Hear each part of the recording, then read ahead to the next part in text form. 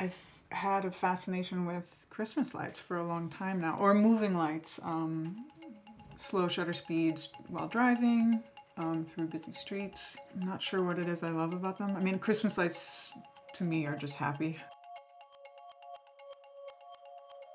My name's GUINEVERE and SEENUS, and we are in my house in Redding, Connecticut, in the bedroom. Sort of set up little nook here where I shot the McQueen project.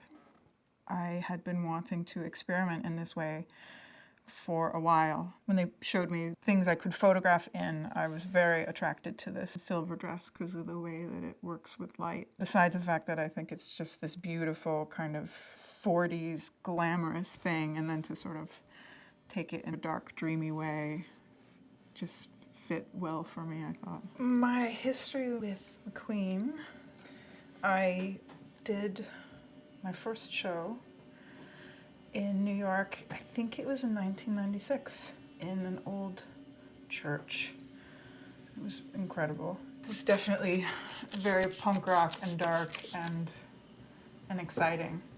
Unfortunately, I didn't get to talk to Lee as much as I would have liked to, just being quite shy. And so when I first properly met Sarah a couple years ago at the show in Paris, it was a good thing that I didn't really know who she was. I was just able to be myself, and we had, I felt like we had this incredible connection. I was like, I don't know who she is, but she's awesome. It's just always an honor for me to work with them. The level of creativity, but also the kindness.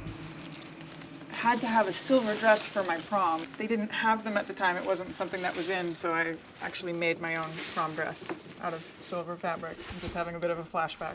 This desire to be gorgeous and beautiful, but also kick ass at the same time. It's just that to me has been a lot of the McQueen women. It's almost the type of superhero that I would want to be. Being both the model and the photographer is interesting. It's a very slow process because of the manual cameras that I work with, and they need to be wound each time, especially with the lights wrapped around the head. They certainly had an effect on me. In the shots I was doing, I was moving. The room was blacked out and I couldn't see anything that I was doing. It took a decent amount of time and energy, but I love the way the material picked up the light, a nice mashing of brightness amongst this dark area. And I guess it does really come off as a bit surreal.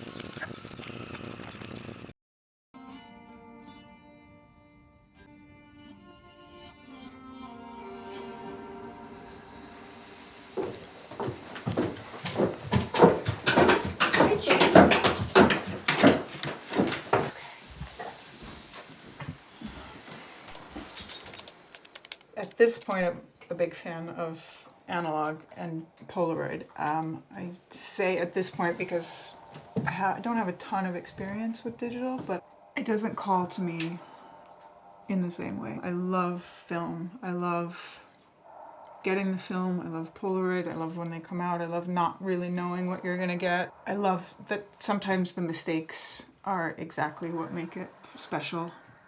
I feel like it's a little more pure in what you get and what you were aiming for. There's also something more tangible for me about it. You know, getting an idea and figuring out, can I manifest it? Can I make it work? This is these fractured light streaks instead of, a continuous one, which I'm coming to like now, but in the beginning I felt like it was a mistake. I love the way the dress kind of reflects the same intensity. In a way, a coldness, but I don't say that in a bad way. Surrealism has inadvertently become an inspiration. I cannot say that I have a wealth of knowledge, but there's some kind of idea there of working, a little bit in reality, but then a little bit in a dream or a fantasy or something, right over the line.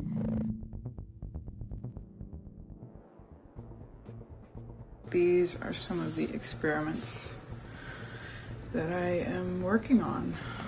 These are the peel apart Polaroids.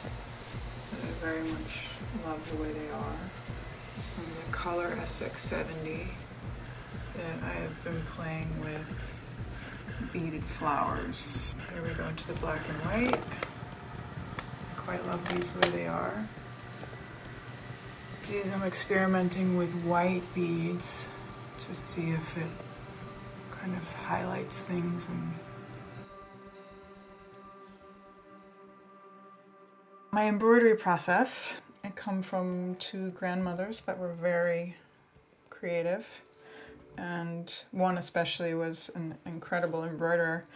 I learned it as a child, and then when she passed away, I got all of her supplies, and so I kind of brought it back to life for me again. Speaking of, my grandmother actually made these. I started liking to see sort of abstract pictures as beaded items, and I always wanted to incorporate it into the photography. Bringing forward some of these techniques that were considered very old, outdated. I think it's very interesting to see them in a way now that they can be incorporated into sort of contemporary art, just given a new level of meaning.